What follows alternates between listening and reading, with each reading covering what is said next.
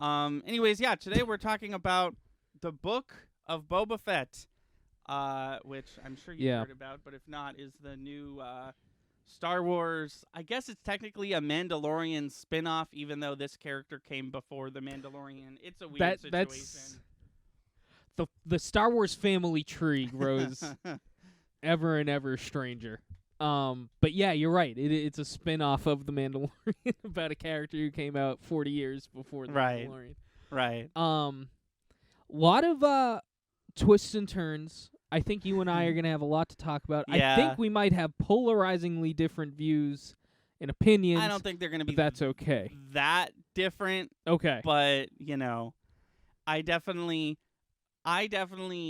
emotionally speaking, have a lot of conflicting feelings on this show.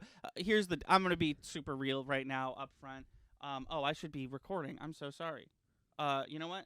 I won't. Now that I already started, you can just take it. I'll you get can the take VOD. it. Yeah. Because I don't want to say everything I said over again. I won't do it. I refuse. I'm gonna, before I start shitting on this show, I did end up liking it. Yeah. I'm gonna be super real. There was a lot I didn't like, and I'm of course gonna talk about that. But I did end up liking this show, and we'll get into why and if the reason I did is even valid. Still problematic. Yeah. But yeah, I guess before we start really discussing it, did you like it? What did you think? How does it compare to The Mandalorian? See, that's a taboo question right there. Because that ties into a lot of the problems I had with the show. So I'm going to answer that question later. Okay. Yeah, I sort of just threw that in there. No, that's okay. Did I like the show? I did. Yeah. I did. And I've got to say one thing I do want to talk about a little later too before I don't want to get right into it in the introduction, but I don't believe they introduced a new character that got maybe, same thing with Boba Fett originally, got maybe 10 minutes of screen time, and I fell in love with him, that being Chris Stanton, the Wookiee. Oh, yes. I'm sorry. Oh, I thought the conversation was going somewhere else. You're saying that's similar to Boba Fett's original appearance where he didn't show up for that long, but you like him anyways. Same thing with the new Wookiee. Yeah. I see. Yeah. I've always been on the other side of that where I never gave a shit about Boba Fett, and I'm like, I was in the movie for 10 minutes. Yeah. But yeah, no, that cool. He's just cool as shit. He is cool, and is he new? He was from the comics, right? I've heard. Boba Fett? No, I'm just kidding. I'm just kidding. I feel like I've heard. Yeah, who is Boba Fett? So that's Jango Fett's kid, right? Yeah, this is Boba Fett guy. I wish they made a show about him. It would have been cool if the show with his title in it was about Had him. him in it, but unfortunately, yeah. So I just found out today via one of the Star Wars groups that I'm in Messenger, the main one. Just found out that he is in fact in the comic books, and I actually they just showed off his Black Series figure. Yeah, I heard a lot of complaints about this. Well, I also had complaints, but they're being thwarted. So excuse the fact that I also have our stream open stream in the bottom on corner. But this is what Hasbro released. I'm gonna show Thunder first. Yeah. Didn't think we'd jump right into this right away, but we're talking so much about him. I want to get this right out there first. Okay, yeah. So everybody's up in arms about this. It's just the how crisp it is. Yeah. So everybody's up in arms about it. I mean, right off the bat, if I can. Sure. He's not as muscular, and there's no white fur on him. Well, look at this. Somebody made a custom figure. Okay. So again, I'm going to show you this. Also, bring our stream up because it's a meme and it's pretty funny. Oh, I see. So that's a picture of the TV show Chris Stanton and this custom figure this guy made. Yeah. If you could show them the meme too, and it's spot on. It's way better than it's way more detailed. There we go. It's Simpsons character slapping another Simpsons character, and the one getting slapped has Hasbro's Twitter handle on it, and the one doing the slapping says that's how you do chrysanthemum. Yeah. But I just found out today that the figure is in fact based off of the comic book version of him. Oh, okay. However, they're not out of the woods yet. That's 1,000% a repainted Chewbacca figure. Yeah. Make a new mold. He doesn't have the same body features as Chewbacca. We're not going to spend more of Walt's money to make a new mold. Are you kidding me? We got to make Encanto 7. But who do you think's making these figures? What? Did someone Disney's money probably, right? Because it's Star Wars? No, I think Hasbro's money. Oh. Okay. Yeah. I think. Anyways, not important. We're talking about the TV show Book of Boba Fett. So, at the end of the day, I did really like the show. It's definitely not without its faults. I think what you like about it, I'm going to find as a fault, and the things that I like about it, you might find as a fault. That's okay, though. Okay. I'm just speculating. I'm speculating where the conversation is going to go, because I know what a majority of people liked about this show. I liked it, but you used a good word earlier. I found it problematic. So you liked it. I liked it. At the end of the day, let's talk about the first couple episodes and then the last couple. There were 7 episodes. Mm-hmm. Let's talk about the first 3. Yeah, because that's kind of where you and I felt very similar in this show that I did WandaVision, where I was like, this isn't what I expected. This isn't. Where's this going? The anxiety came in. I was like, okay, but there's only so many episodes. Right. And you're of course referring to the flashbacks. Yeah. Well, yeah. I'm referring to the flashbacks. I'm referring to the fact that as much as coming out the other end, as much as I enjoyed the storyline that the flashbacks gave us, I was really into the present that was happening. Right. And there was way less of that in the first couple episodes. Yeah, 100%. Hey Toga, thanks so much for hanging out, for joining. We are talking about the Book of Boba Fett. Yeah. But yeah, there was a lot of the flashback, which kind of thrown in. I feel like I've made my opinion on flashbacks pretty clear. Just to sum it up, I think they're bad because you know that the character's gonna be fine because it's a flashback. Like both Wonder Woman movies are 100% flashbacks because she was in the Justice League movie first. So every time Wonder Woman and ostensibly Boba Fett are in danger, I'm like, they're gonna be fine. Yeah. I think I would have liked it. The pacing was weird. I think had they made the flashback episode 1. That's what I was fucking saying. They should have done the flashback stuff first, and then maybe last couple seconds of the episode they show him in the tube or whatever, and they're like, "Oh, get hyped for episode 3 when we're done doing flashback stuff." Yeah, I think pacing wise, that definitely would have eased a little bit of the anxiety because we know where we're going. We know the entire 7 episodes aren't going to be here's half flashback, here's half what he's doing now. Because, like you said, you've kind of taken the tension out of the flashback because we know he's going to make it. Right. But we don't know what's going to happen to him now that the Hutts are on his ass. That was my other issue with the flashbacks is I could have figured it out. You know, I've seen this guy non-canonically or canonically speaking. I've seen this guy crawl out of a Sarlacc pit so many goddamn times. I can figure out how he did it. I could piece together how we got a Tusken Raider weapon. I didn't need the flashback, and the entire time I was watching the flashbacks, the modern timeline stuff, the actual show, that's anyone's guess what's going to happen in that one.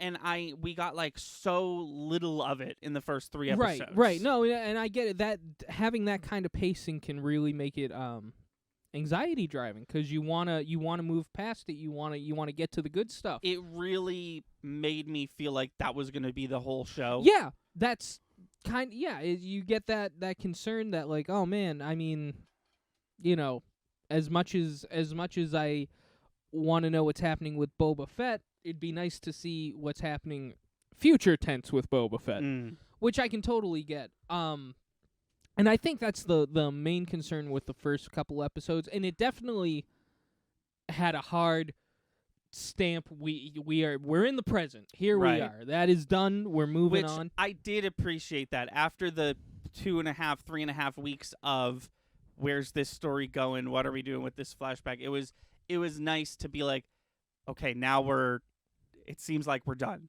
and we're just gonna do present day Star Wars timeline stuff, regardless of if it's about Boba Fett or not. Apparently. But I think that would probably sum up the first few episodes. Flashbacks got us a little shaky, little unsure, but we got past it. Let's move on to the middle couple episodes, or as I like to call it, episodes 1 and 2 of season 3 of The Mandalorian. Yeah. No shocker, end of episode 3 that he was showing up, episode 4. Right. I have a lot to say about that. Yeah. I think it's awesome. I think it's so cool that he showed up. I really do. Every scene that had Grogu in it could have waited for The Mandalorian. He literally could have. He showed up. He was like, I got to do something first. They could have just skipped that. And then when we're watching episode 1 of The Mandalorian, show us what he was doing then. Yeah. And then you could cut back to being like, and now he's done with what he did with Boba Fett because he's back. And, you could have stuck with Grogu for a little while. So you're saying that of the Mandalorian content in this episode, all the stuff from episode 5 with Mandalorian, with Baby Yoda and Luke and all that stuff, could have been left out. Yeah. I mean, it was fucking awesome. I loved it, and that's kind of the bittersweet part. I loved every second of it. Right. I don't know what it's doing in my Boba Fett TV that's show. Why I use the word problematic, because obviously everybody loved it. Episode 4 and episode 5 were the best parts of the season. They had shit all to do with the man named Boba Fett. Yeah, I'm not gonna lie. I think I liked episode 7 the best. Episode 7 was pretty cool. But we'll get into that. We'll get into that in a bit. No, they were awesome. But here's the thing: them putting those 2 episodes in the 7-episode TV show makes me feel like they had no hope for this Boba Fett TV show to make it on its own. Having Mando there really ties the world together, and I think that's awesome that they had him there and he could be a part of it. But when you just have him take a back seat for 2 out of the 7 episodes he's allotted, it really feels like you're like, well, we got to hook him in. We got to make sure that they're watching Boba Fett. Right. And I think there's an easy fix. I don't think this show should have been called The Book of Boba Fett. I liked this idea that you had. Yeah. I think this show should have been called like Star Wars Stories, or keep it super granular, just call it Star Wars Anthologies. And my perfect vision of this is the first 2 episodes are the Boba Fett flashback stuff. Yeah. Then you get 1, maybe 2 episodes of what he's doing now. They introduce Danny Trejo and his cool Rancor, and they show off the new kids, as I call them, and they show off Chrysanthemum, maybe, and then I think there should be an episode all about Mos Espa that has nothing to do with Boba Fett, which shows off Chrysanthemum more. It gets more into the backstory of this place and all that. Well, that's the thing too. If I could interrupt for a second, I feel like in those 2 episodes we lost to The Mandalorian, I use the term lost loosely because they were 2 great episodes.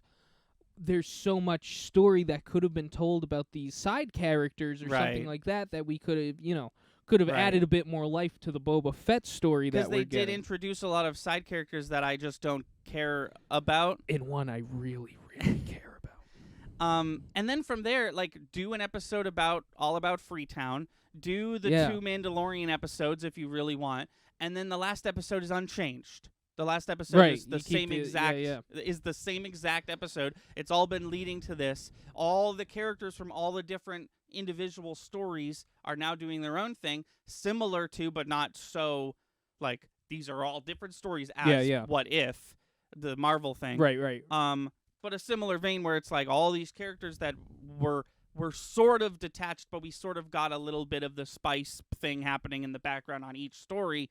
Now it's come to a head in this one super cool CGI Rancor filled episode. And I think that would a show that didn't have Boba Fett's name in it have done worse? Probably. Would people like you and me be less upset at the series as a whole if it wasn't called The Book of Boba Fett? Which is a very definitive title. It's right. This is the shit about Boba Fett. Ooh, see, that's what we were talking about earlier. You could have called this The Mandalorian. Right. He's got the Mandalorian armor. Whether, they haven't really brought to the forefront if Boba Fett considers himself a Mandalorian, though they've hinted at it in where he was like, "Oh, you really believe in that Bantha fodder?" Right. I feel like that was kind of a loose, like, definitive. He doesn't fall for any of the Mandalorian shit. His dad was probably one. Yeah. Django was probably a Mandalorian, but yeah. they could have called this The Mandalorian or Mandalorian Tales or something off of that title, because that's the thing is when you name it The Book of Boba Fett. I would appreciate 7 episodes. The episodes were awesome. They were so cool, but they had nothing to do with Boba Fett. It's funny because there's a lot of Star Wars TV shows coming out soon, and all of them are named like this. It's going to be called Obi-Wan Kenobi. Right. It's going to be called excited. It's going to be called Ahsoka. It was called The Mandalorian. This one was not called Boba Fett. It was called The Book of Boba Fett, and the only other Disney Plus Star Wars show that they've done was an anthology show. It was called Star Wars Journeys, and it was an all-anime Star Wars thing. Yeah.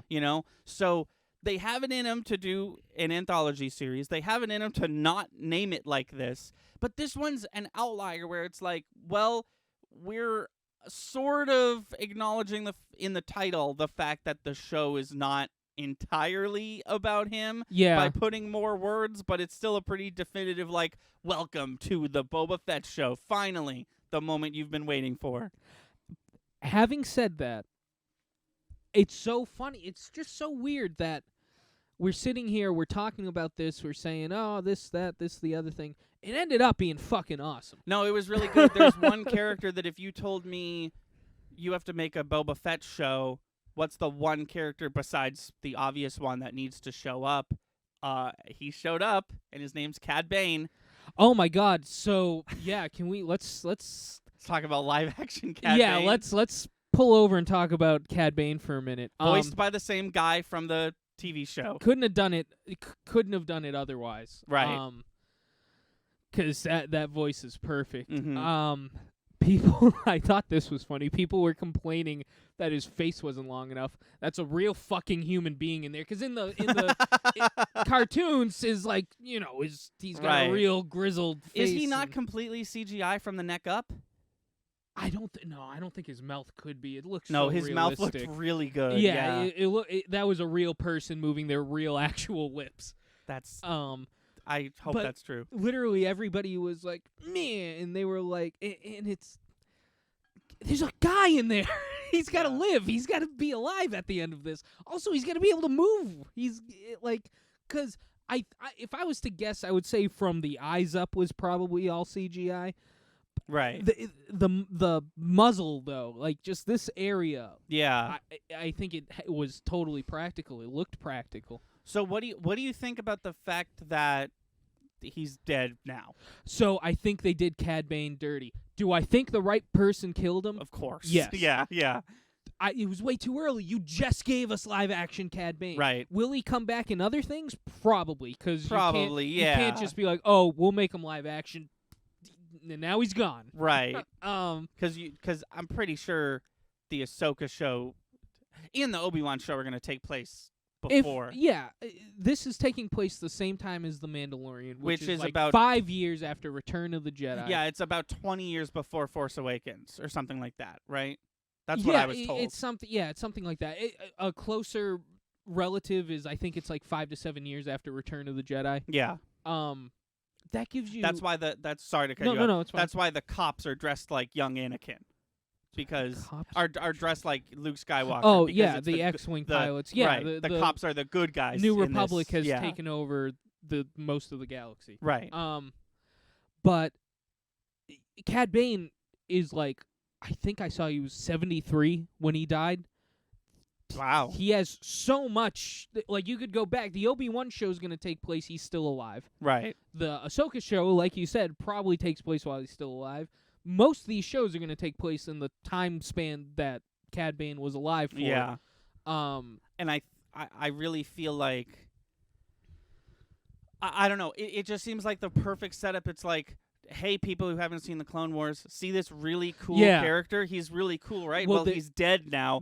Go watch Clone Wars, but also, do you want more of him? Because there's more shows coming, and we could put him in it if you want. They did that Back to the Future meme where it's the kid, he's like, or no, I'm sorry, it's Marty McFly. He's like, oh, I remember him, and the kid's like, what are you talking about? This is a new episode. And it's yeah. Yeah. That's great. Somebody, not to put you on the spot, not to put you on the hot seat. Put me on the spot. Somebody who hasn't seen all the way through the Clone Wars or Rebels. I saw season 1, and season 1 of Clone Wars. Season right? 1, he's the big bad, and I think. Oh, really? Okay, so you've been exposed to a decent amount of Cad Bane. Oh yeah, he was my favorite part of. Oh, he's cool. He's a badass. Yeah. Am I? Fun fact about Cad Bane that I like to share, and correct me if I'm wrong, because apparently I don't know fun facts anymore. I think I've got it locked and loaded too. I think you're about to say what I was gonna say. My mom asked me. I was watching this with my parents. My mom asked me why he needs breathing tubes.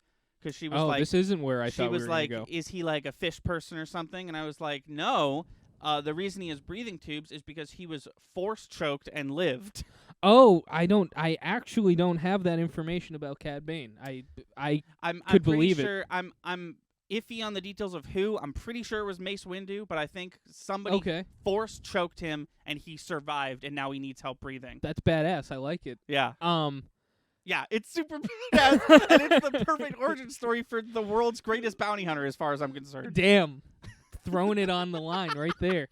Well, not anymore. He was killed by Boba Fett, but you know. Well, another fun fact about Cad Bane that I think you might know. I don't know if you do or not, but non-canonically, and I thought that they were going to make it official, there's an uncut, unfinished scene. Oh yeah, no, from of course. Clone Wars. Yeah, you showed me this. No, as soon as Cad Bane showed up, I was explaining this to my parents because I was like, they've definitely never seen the Clone Wars. They've definitely never seen that deleted scene. Yeah. No, I think that deleted scene is canon. I think the only reason they showed it is because they were like, this is canon. We couldn't fit it into the show. And I cut you off, but the blaster bullet mark on his Boba Fett's helmet was given to him by Cad Bane when he was.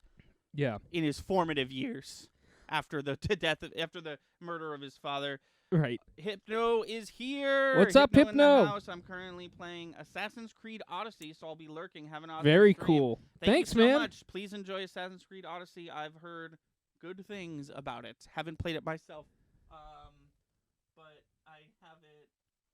Oh man, I thought I had it. It's like right over here. I own it, but I haven't played it yet. I thought I could just be like, never played it, but here it is. Anyways, yeah. Thank you for stopping by. If you do want to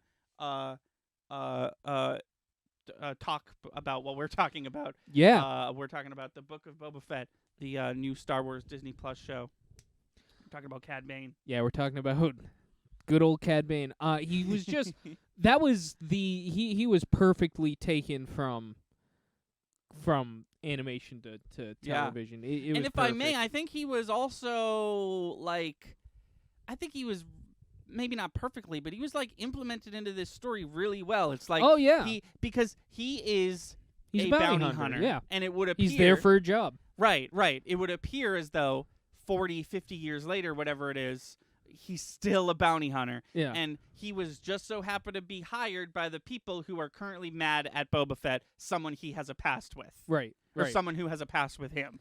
Boba Fett in that the episode that Cad Bane is introduced, I think, or he was teased in the episode before. He was fucking introduced in the episode prior just so he could kill Cobb Salad, my favorite character. But I don't think he's dead. But No, he's clearly not, based on the after the credits scene or whatever it was. yeah. Oh yeah, that was him, right? Yeah. That scene fucked me up. But I thought it was gonna be Cad Bane in the tube, and it was Cobb Vanth, and I was like, oh, that's even better. I don't know if I'd say it's better, but Wait, that's why? cool. Because I want Cad Bane to be alive. I want more Cad Bane. I mean, here's the thing with Cad Bane. I think we're in I know this is a reference you're not going to understand, but I think we're in a River from Doctor Who scenario where they've introduced this character in live action. Basically, the first thing they showed was his death. Now we're going to get a bunch of seasons of live-action Star Wars television where he is a major and or minor player, where he gets to continue to be badass and you get to continue to see his exploits. And if you really, really love Cad Bane and you must see more of it, there's 7 seasons of the Clone Wars, of which he's in, I think, maybe all of them. He's in a lot. He's the main villain of some of them. He's a minor character in most of them. Yeah. I haven't seen all of it. Chris has. That's on me. I'll do it eventually. Hopefully in time for the Ahsoka show. That was my plan. But no, I think that Cad Bane lived a legacy, and we're gonna see more of that coming up. I think that Cobb Vanth was killed before he got a chance early, to. sure. And the fact that it seems like he's going to come back in some sort of way. Because they showed him in the tube, and they showed him standing with a dude that I almost didn't recognize, but it was the dude that gave Mulan robot parts. Yeah. So he's gonna be back. He's gonna have a robot heart or something, and the actor whose name I unfortunately cannot remember right now is going to get to play him again. It would appear, because that character is really cool, and I like him when he shows up. Yeah. Yeah.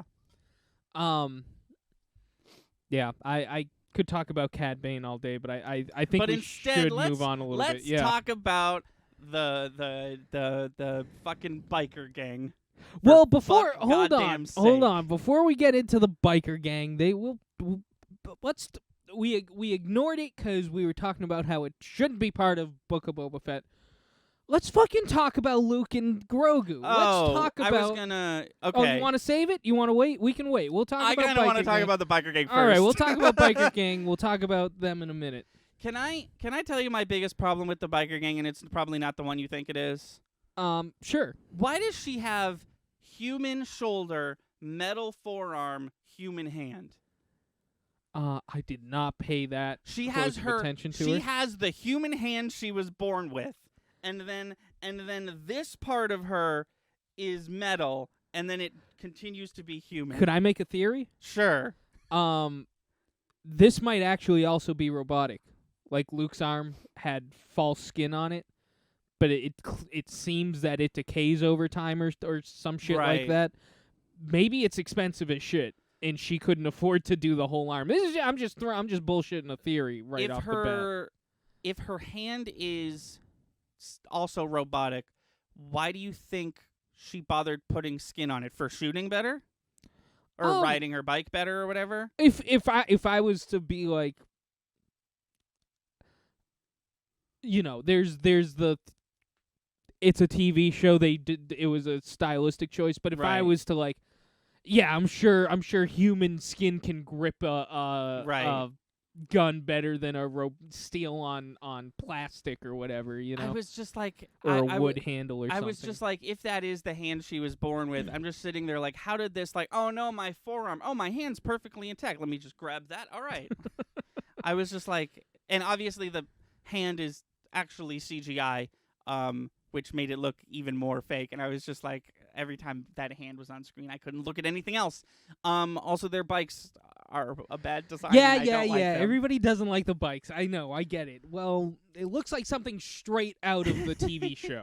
It really looks like something that would have happened in Clone Wars, and nobody would have cried about it. The bikes? No, I think I would have always hated these bikes that look like they're from Back to the Future too. Yeah. No, they're just a terrible design. Why do they have so many mirrors? Why are they super bright colors? I don't like them. Why are they driven by people named Scad and Drash? Why did Scad do a spin? I'm not super mad about this, but why did Scad spin 360 degrees before shooting at that dude? I don't. The internet know it. is aflame. Oh, everybody's pissed. I've But been. I couldn't give a shit about the spin. I just want to know why it happened because it was unnecessary. I don't know the spin you're referring to. It's like his big moment in the episode. He's gonna like shoot one of the robots. Episode 7.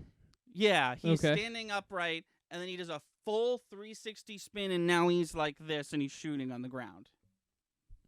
And as soon as it happened, I was like, why? What was the tactical advantage of this? And like I said, I'm not as mad as the internet is.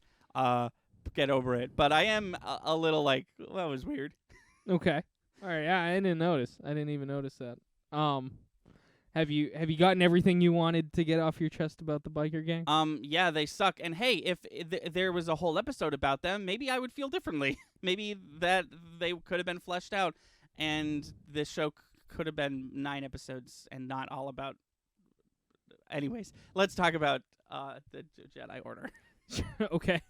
The new Jedi Order. The new Jedi Order. Bound to be destroyed. That Jedi Order. There was so many moments in this season where I was like, okay, so confirmed Baby Yoda was killed by Kylo Ren. And then I was like, oh, wait, nope, I think we're good. And then I was like, oh, no, he was definitely killed by Kylo Ren. I was like, oh, no, wait, no, he's back. No, maybe not. I unfortunately had Luke and Grogu spoiled for me. Like their appearance? Yeah. Oh, okay. So I You're talking about these the posters?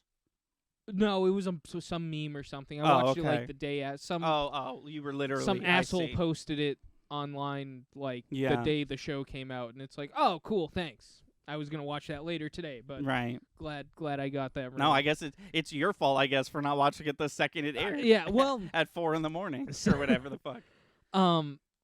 So unfortunately, I didn't get as hyped as I did for him in The Mandalorian. I wasn't like, oh shit, he's here, because I saw it and it didn't even register. I thought it was like fan art or something. Right. I was like, oh, that's neat. And then the episode, he's like, I gotta do something. And then he's fine. And I was like, oh wait, that was real, wasn't it? Yeah. So do you? Yeah. What do we feel about CGI Luke? First of all, he looked exceptional. Oh, he looked fantastic. He looked awesome. He looked even better than the last time he showed up, which is remarkable because he was in full daylight this time. Oh yeah, and he looked absolutely perfect. CGI people just keep getting better. It's insane. Hi, Dragonfly. There's a hello. Use hey, that's our faces. That's those us. Those are emotes that you could have if you sub to this channel. Yeah, if you subscribe to our Twitch channel. But no, he looked exceptional. I'm fine with it if Mark Hamill's fine with it. Well, I don't understand why we're crediting Mark Hamill in the episode if he didn't voice Luke Skywalker. Is he not voicing Luke? I think he is. No, he's not. He apparently voiced Luke in the last episode of The Mandalorian. But these 2 episodes, it wasn't him because he was in the cast list. I was like, it didn't sound like him. And I was like, he was in the cast list. I was like, guess it was him. And then later on, I saw an article and it was like, no, it was this guy. And I was like, okay, then why is Mark Hamill in the cast list? Like Mark Hamill technically, it sounds like Mark Hamill didn't do any acting because it was his face technically, but it wasn't him speaking or acting, you know? He was on set. He did actually act out The Mandalorian. Right. I cannot speak for this show. It sounds like he didn't do any of that for this show. Well, no. See, here's the thing. If he was, put his name in the credits, just not in the cast list. Yeah, sure. I think that might have just been an oversight. That might have just been like, well, his likeness and his character are showing up in this show, so we have to put him in. Like similar to John Williams did not write a song for Rogue One, did not write a single note for the movie Rogue One. His name was still in the goddamn credits. They didn't use any of his music. They didn't use his name showed up in the credits. Oh, maybe they used the Vader theme, right? When he's like, I'm going to choke you, pun. Oh, did they? Yeah, you're right. Maybe they did. They also have the Imperial March in Major in that movie. They do. You're right. It sounds super cool. Yeah. Oh, because it's like propaganda, right? Yeah. Oh my God, yeah. I forgot how cool that was. How boring that movie was. It's just completely taken up every thought about that movie. No, I'll never forget how cool Imperial March in Major is. But I think it's just one of those things. If he uses likeness, if it's about him in any regard, you have to credit him. No, I understand that. I was just like, but he didn't act, so he's in the. I don't know. It was interesting. So what do we feel about what happened with Luke Skywalker and Grogu and the decision that he made him make and the fact that Ahsoka is like, you can't look at him and all that. So okay. Just the whole situation. I feel like people have to be put into perspective with what's happening in the universe at that time. His dad just wiped out their entire religion. Right. And the first student he gets has a major attachment to this guy. And he's like, we got to cut that shit out. That's got to go. Why, though? Or it might happen again, because the way the Jedi are seeing it, the way the Jedi are viewing what happened to them is passion for another, having an attachment and a passion for somebody else brought Anakin Skywalker to the dark side. That's their viewing. Whether it's true or not, that is the way they see it. His love for Padme is the reason he got corrupted. But also Obi-Wan, right? Like, his friendship with Obi-Wan is also an attachment, right?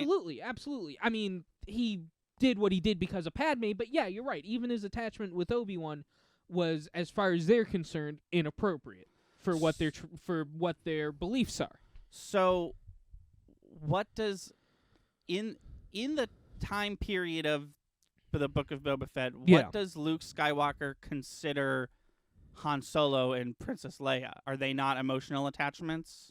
They are, but if you notice, kind of near in Return of the Jedi, Luke, or I should say Mark Hamill, has a very passive approach to everything. Yeah, and Luke Skywalker was definitely like more badass, for lack of a better word. Badass is a good way to put it. I'm going to say passive because I think that's the point. I think he's let go of a lot of emotional connections with things and people, and I think his relationship with Leia and Han Solo, even though you can still appreciate the beings around you and stuff like that and have friendships and stuff, you cannot have connections, attachments. So if one of them died, he can't do what Anakin did and be like, I have all this power, I've got to try and bring him back. You just got to let it go. It's beyond your control. It happened, move past it. That's kind of the way the Jedi see it. It's very unhealthy. I'm not going to sit here and say it's the right thing to do, but that's their beliefs. That's what they do is, you appreciate what's here with you. Once it's gone, and you need to detach yourself from that aspect of it. They expect an inhuman, level of detachment. But I feel like no on-screen Jedi has had zero emotional attachments until this episode. It doesn't have to be zero. It can't be over-consuming. It can't be overly strong. Like, you can have friendships, like Yoda and I feel like I'm not explaining it well enough, but it's okay to have friendships. It's okay to, be friends with somebody. And it's also a paradox because there is absolutely if you allow yourself to show any level of emotion in connection with a human being, you've made an attachment. Right. So it's a paradox, and I think that's the point, and I think that's the point Luke gets to when we see him in the Last Jedi. Yeah. He's like, it's all bullshit. So you think that the thing that made the internet so mad was that Luke Skywalker was like, he made him make a choice, which he any went to, Jedi would have made him make.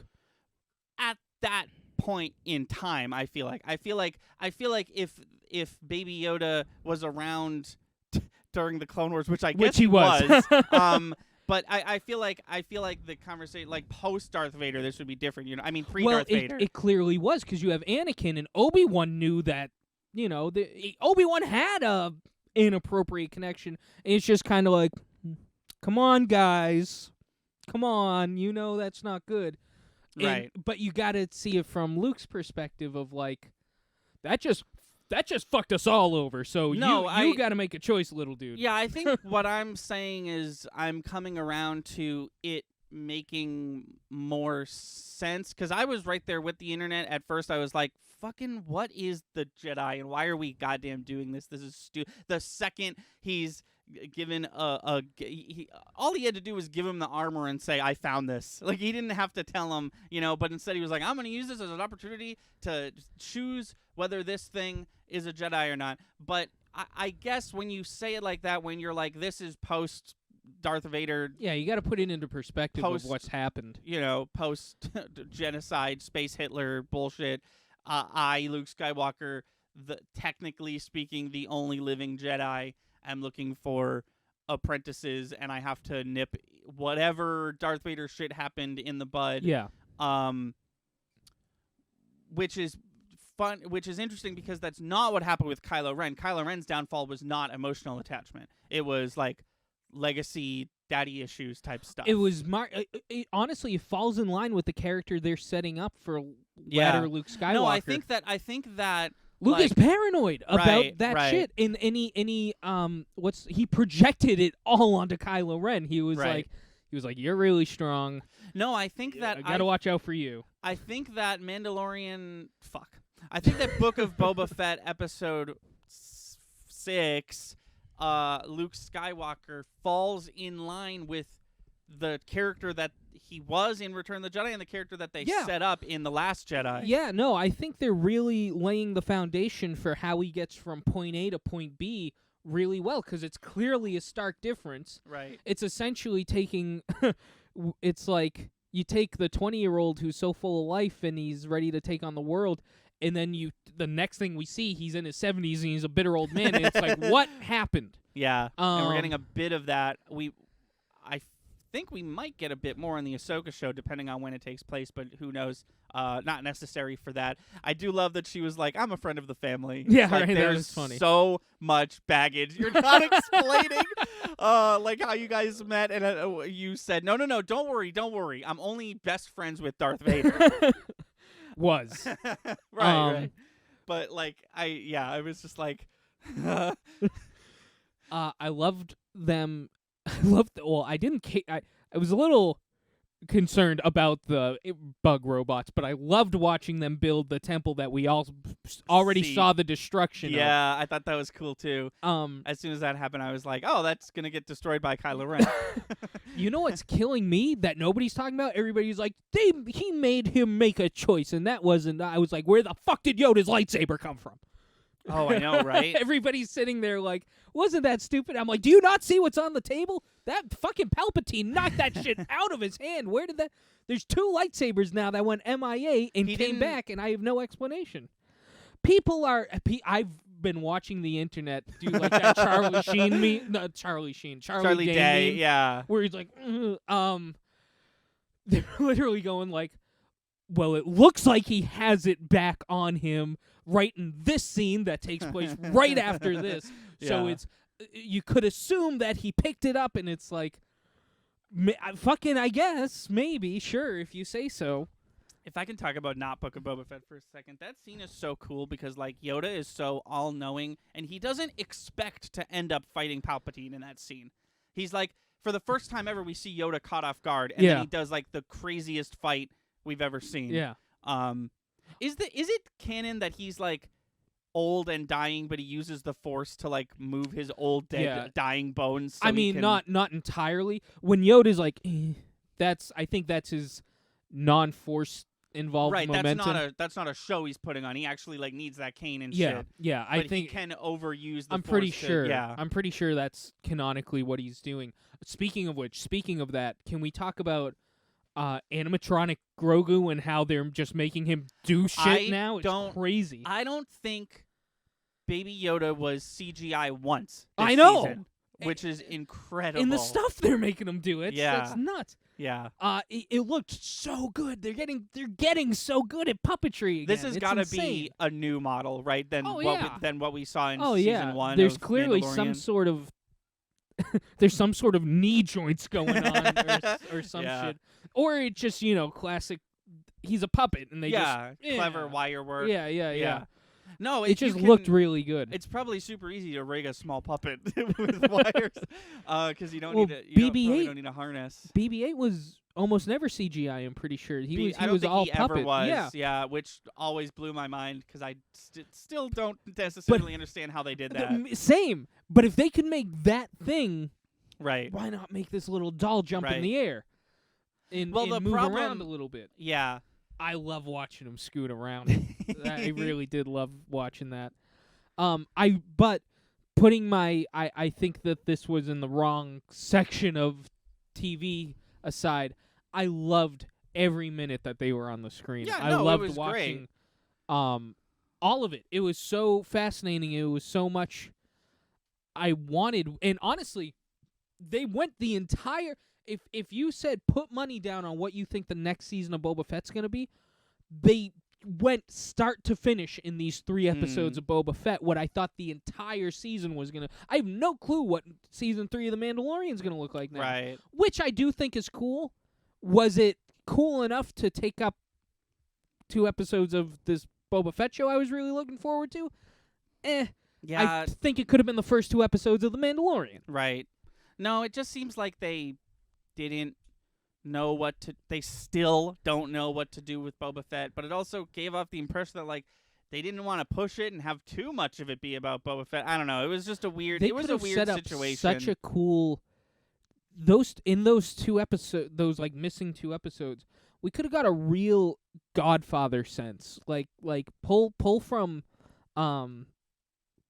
films like that, because that's what you're setting up. You're setting up mob families. Dude, they set up the creep-ass Jabba twins, and then, like, the next episode, they were like, nah, peace, we're out. Yeah, but it's... watch more Rebels. Are they in it? The Hutts. Not just Jabba. Hutts. Hutts are...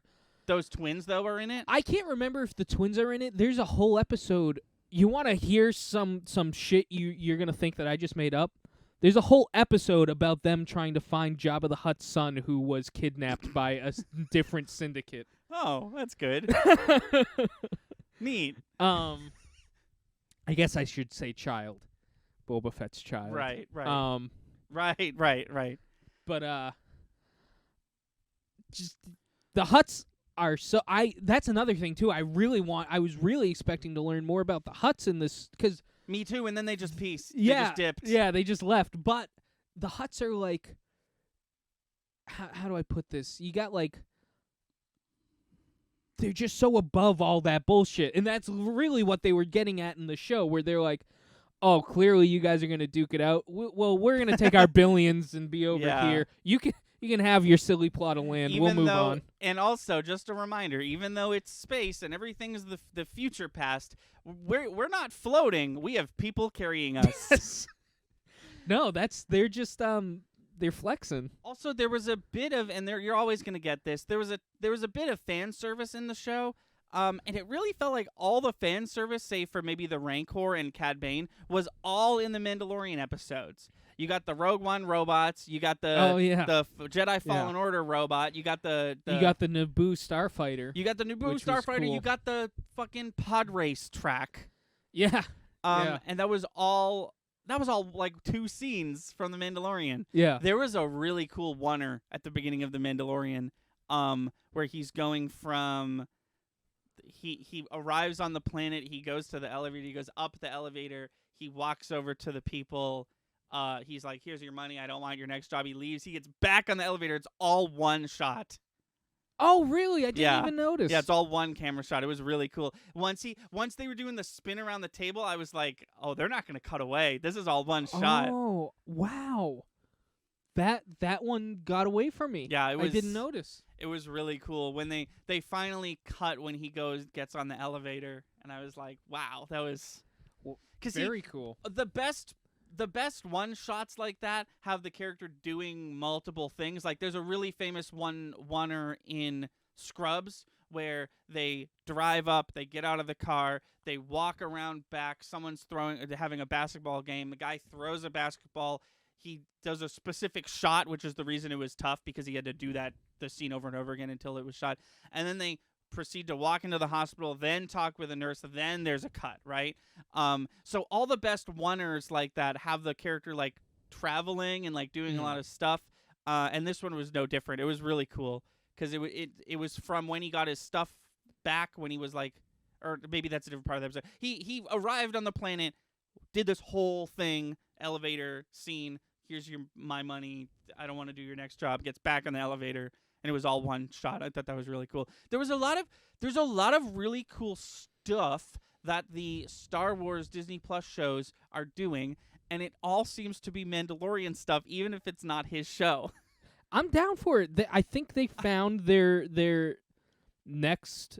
If this was the 70s or 80s, I'd say Luke Skywalker. If this was the mid-2000s, I'd say Obi-Wan. You got Luke, you got Obi-Wan, and now you've got Mando. Those are like your big pro tags. That's who you're rooting for in Star Wars. I think it's really cool. I'm really happy. Slightly mixed emotions, but I loved everything that I saw. Well, here's the thing, right? Let's have a conversation that we had when we were talking about WandaVision. Is there gonna be a Book of Boba Fett season 2? Because probably not, right? Here's the thing. If there is, I think they're gonna bounce back and forth. I think we're gonna get Mando, and at the end of Mando, here's my theory. At the end of Mando, we'll get our answer. If Book of Boba Fett season 2 is coming out. Regardless of whether Boba Fett's a major character in that season or not. Yeah. Because that's where I'm at. I'm like, they killed off Cad Bane. They're setting up the return of Cobb Vanth. He just renamed his town and made sure to tell the audience that, so that's clearly going to play into something.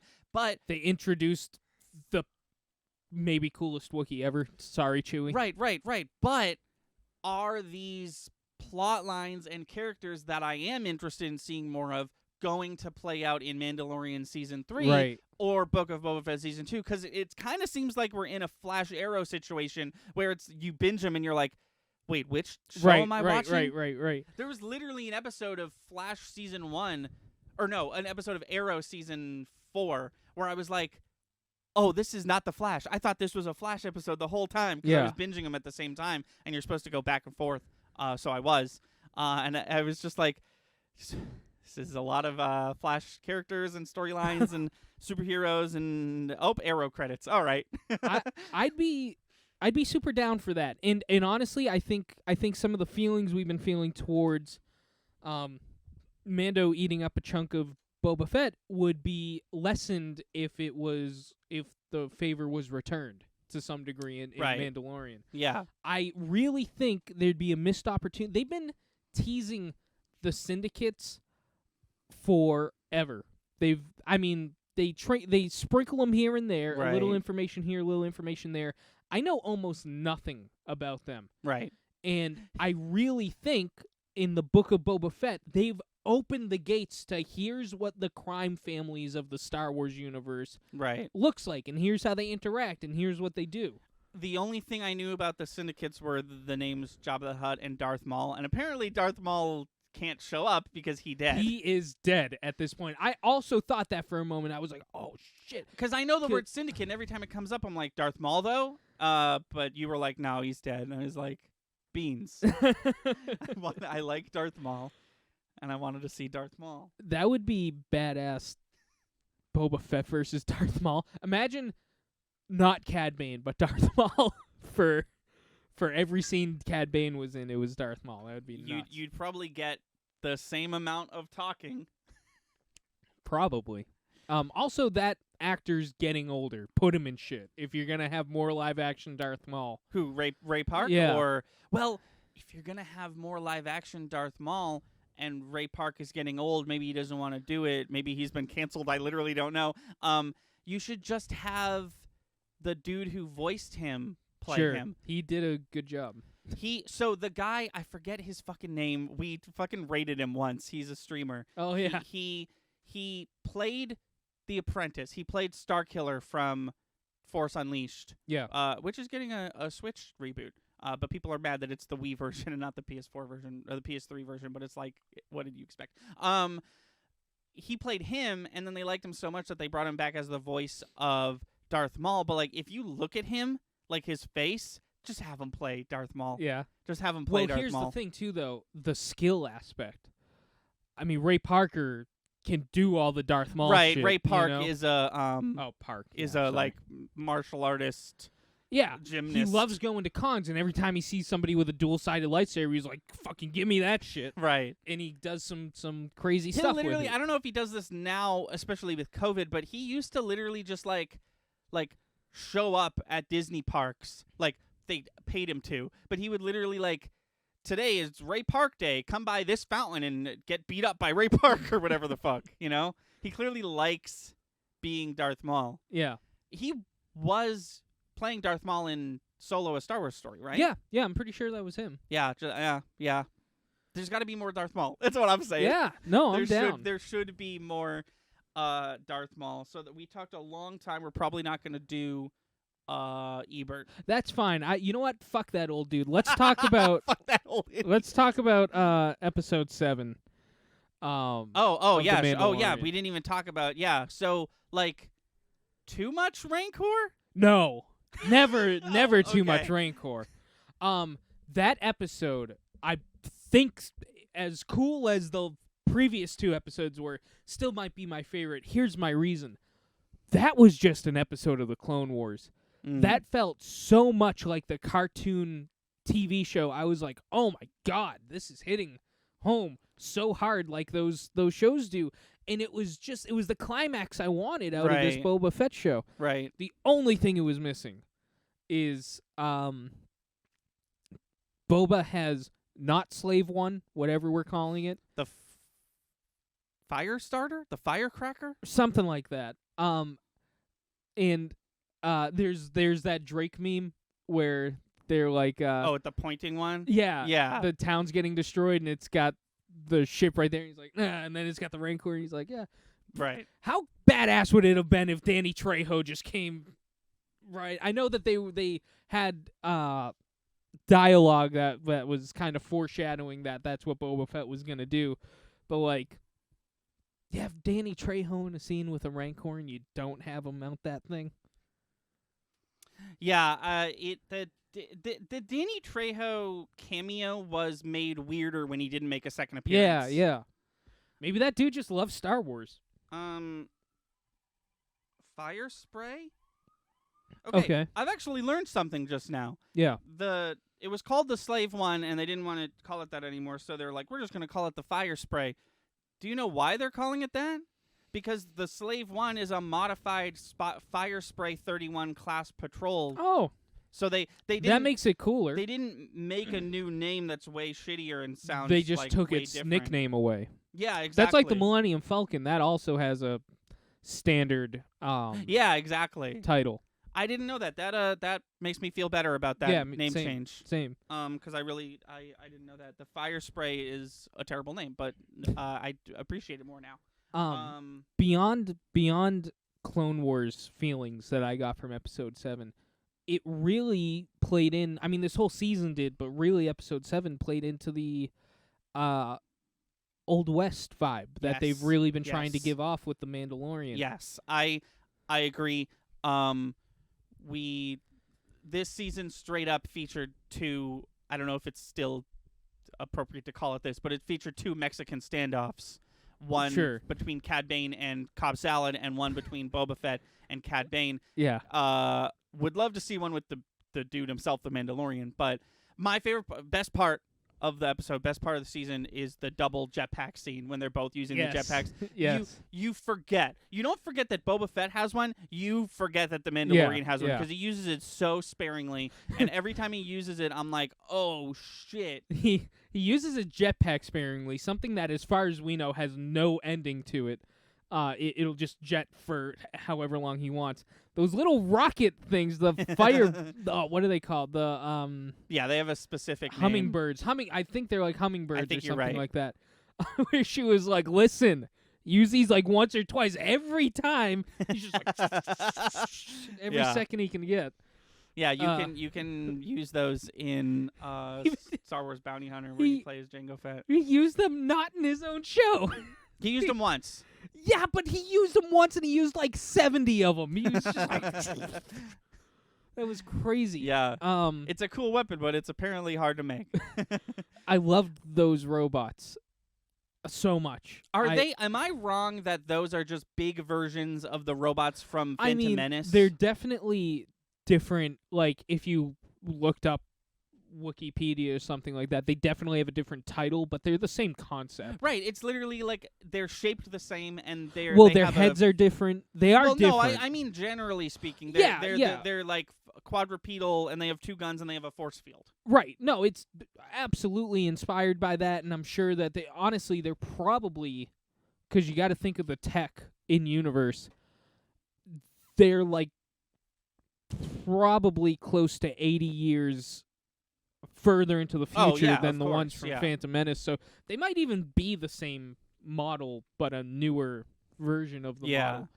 But no, they're absolutely supposed to be in the same vein, cousins, brothers, or just the same. Yeah. The same model. No, they were cool. This episode did something that a lot of TVs and movies do, and I think it's a good idea each time, where you have there's a really good version of this in the Captain Marvel movie, where you have something that you're trying to defeat, or something that you're trying to break or like get to, and you just like you can't do it no matter how hard you try, and it goes on for like a little too long, and then you finally do it, and you're like, holy shit, fuck yeah. There's a scene in Captain Marvel where she has the hand blockers and she can't like blast through them, and you're like, it's so early in the movie that you're just like, just fucking use your superpowers. Fuck. It's good. It's a good like, what do you want to call it? Like trope, and I like it specifically in the setting of like a war, where it's like everyone's trying to do this one thing. You kind of get that in the Gungan fight a little bit, not really. But the Gungans are like really losing, and then all of a sudden they aren't. And I know it's a big joke, and we all hate it. But it was done better in this scene, where it's like literally nothing is working. No one. We have the fucking Mandalorian here, and he has a lightsaber. The lightsaber. Yeah, that was the real moment where it was like, shit. Yeah, and he can't do anything. Yeah, no, it was cool. It was a cool. It was a good episode. We got some cool Baby Yoda moments with the taming the Rancor. My dad was literally they're kind of getting in a bit of a rut with this, because my dad was like, when he put Grogu down, was like, stay here. My dad was like pretending to be Baby Yoda. He's like, don't worry, I'll save your ass in a second anyways. Just let me waddle my way over there. My mom has a very strange ability to predict like not what's going to happen in the entire plot, but like the next thing that'll happen. Essentially, like, we were watching the scene where he was like, oh, the pod is being used, and my mom instantly was like, oh, it's probably got Cobb salad in it. And I was like, okay. And then it did. And I was like, son of a bitch. That's funny. Yeah, no, episode 7 was great, and I'm hesitant to say it was my favorite episode. I don't know. I wouldn't blame you if you said one of the other ones. I think personally this one was my favorite for me, because it had everybody. It had the mixing pot of what felt like what they were going for. It had everybody in it. All the main characters. It had every living like Disney Plus show character, except for Luke and Ahsoka, which aren't they're from other things, you know? Yeah, they weren't going to show up. It even managed to get Amy Sedaris's character into the scene. Yeah. Which was cool, because it was like, it was really like that end game moment of like, who are we missing? Right. Yeah. No. And then it's like, yes, I think Ant-Man, the Hulk and War Machine. And Rocket Raccoon. That's who we were missing. Now everyone's here. That's kind of how I felt when Amy Sedaris and Baby Yoda showed up, and I was like, I almost call him Baby Grogu because I'm broken. Where I was like, yep, now everyone's here, because Cobb Vanth is dead. Everyone's here. I need to mention a few things. Oh yeah, sure. That you just reminded me of. Number one, most important, I need to talk about this on this podcast. in like, I'm sorry to bring it back, but like episode 6, Luke's talking to Grogu, and he's like, I knew somebody like you. He talked in riddles. Yeah, he was like, he talked like this. Do you ever? Do you? I thought he was just gonna straight up break down and be like, do you all fucking talk like that? do you all talk like that, or was he fucking with me the whole time? Did the girl one talk like that? Did she have any speaking She never. roles? Yaddle never spoke. Yaddle, right? I think so. Don't hate me, internet. I think she's Yaddle. I don't know. I will never know. But I really thought Luke was just gonna break down. Like, wait, do you talk like that? But no, that would have been funny. He was literally trying to probe him to be like, do you remember Yoda? You were alive for Yoda. Do you remember him? Yeah, and instead he makes him remember Order 66. I know he was like, let's open some wounds you've probably closed off a little bit. Let's start with probably the worst one. The worst moment of your life. The worst moment of any Jedi's life if they lived through it. There's a really, really cool Order 66 scene in Jedi Fallen Order. I know that's not what we're talking about. Oh, Just yeah, wanted to no, say they're definitely. You see it from the perspective of a really strange part of the galaxy, and it's really cool. Yeah, no, you're absolutely right. I wanted to talk about that. I gotta talk about I gotta bring it back to my boy Chris Stanton, whose name I'll never say correctly. I did not care about him until that episode, and then I cared so much when they were like when he had his. I don't know if you've seen Scarface or not, but I've not. Okay, can I spoil? Yeah, I don't care. At the end, when they're just putting holes in him, and he's just standing there taking it like probably died 5 minutes ago, but the cocaine adrenaline is just keeping him alive. It's like Boromir. Yeah, right. Except I don't think Boromir was doing fantasy cocaine. You don't know. But he was a rich white dude. Yeah, right. With daddy issues, he might have been. But I was just this when they were just. I really thought that was it for this character, and all of a sudden I was like, no, no, I just got to meet him. Wait. Yeah, I also thought that was it, and I didn't care. I was like, okay, they really. No, see, that's the moment I cared. 'Cause I don't know what changed in me, but I was like, I guess I just expected him to. Once he was in more than one episode, I was like, oh, all right, we got him. Cool. I can't wait to see what he does. Then he was badass the whole 7th episode. And then it really after like the 38th bullet, I was like, he might die. Right, yeah. I really thought this was the coolest scene when he was just like, force field, huh? Oh, he was just like, I'll just go through that. Yeah, Mandalorian, I think it's Mandalorian who gives him a look, and that look could only be translated as like, what are your nails made out of? How did you do that? What are you doing? So we should probably wrap up because we've been talking for an hour and 10 minutes. Yeah, I know. I figured this one would go long, but no, we had a great discussion. Yeah. I just want to, I want to end things. No, sure thing. When we sure usually thing. do.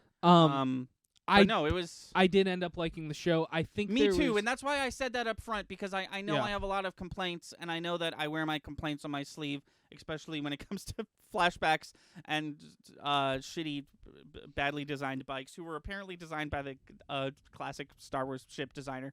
But I that's why I said that up front because like I ended up liking it too, and in no way was I gonna be like episode 7 was good, but like it was a good show. It had a really, not even a slow start, because it did have a slow start, but like I can deal with a slow start. It had a weird start. Well, I think placing and placement are the two things that this show could have benefited from a little more timing. Yeah, well, see, I guess I went the other way. Or an easier fix is just change the title. Right. Because you're not really staying true to form. It really wasn't Boba Fett's show. It was kind of the Syndicate's show and the universe of the Mandalorian that we're creating, the TV show of all his. I can see what they're doing with Star Wars, and I'm excited to see its fruition. I would love to see a breakdown of like sans flashbacks, if we take the flashbacks out, I would love to see a comparison of like screen time for characters. Oh, sure, like, yeah. Because I bet you that Mandalorian has more screen time than Boba Fett at the end of the day. He kind of has to. He had 2 entire episodes dedicated to him. Right. That he was in like every single scene. And one of the biggest Boba Fett like appearance episodes had him in it as well. Right. No, yeah, I'm sure he did. Yeah. But for those of you watching on Twitch, we're gonna change over to our regular podcast where we're gonna be talking all pop culture news that happened this week. We've got a bunch ton of it. Super Bowl commercials. Ton of Super Bowl commercials. Our personal weeks, Thunder and Lightning's personal week. Yeah. So you'll get some behind the scenes stuff there. And we're going to visit our good friend Gwyneth Paltrow on Goop. So stick around for that. We're going to do our outro for YouTube for our Cinematic Relief episode here in a second. But we'll immediately go into that. I'm sorry. I didn't mean to cut you off. No. Sorry. I began to cut you off. I thought you were done, but you clearly weren't. That's my bad. No, so if you are watching on YouTube, thank you so much for watching. This, if you couldn't tell by our setup, is being live streamed on Twitch. We do our podcast every Friday at 5 p.m. Eastern Standard Time. So if you would like to see podcasts live, that's where to do it. And please, check us out on everything. We have a YouTube channel that you're on. And we have a Patreon where we just, a couple days ago when this episode airs, uploaded our first episode of our new narrative D&D inspired podcast that we worked hard on, so go check that out. I messed up the Monday schedule, so we'll see you in like a month or something on this podcast. And until next time, I've been Thunder. I'm Lightning. And go watch TV shows. Thank you for watching. Please be sure to like and subscribe. Our channel has daily uploads from podcast video essays, Let's Plays to skits. Be sure to watch on Twitch. We stream all our video game and podcast content live at 5 EST every Wednesday, Friday, and Sunday. Our intro is by Brad Kendrick and music by Froggy and the Friendship. Link to all that in the description below. Thanks again, and we'll see you next time.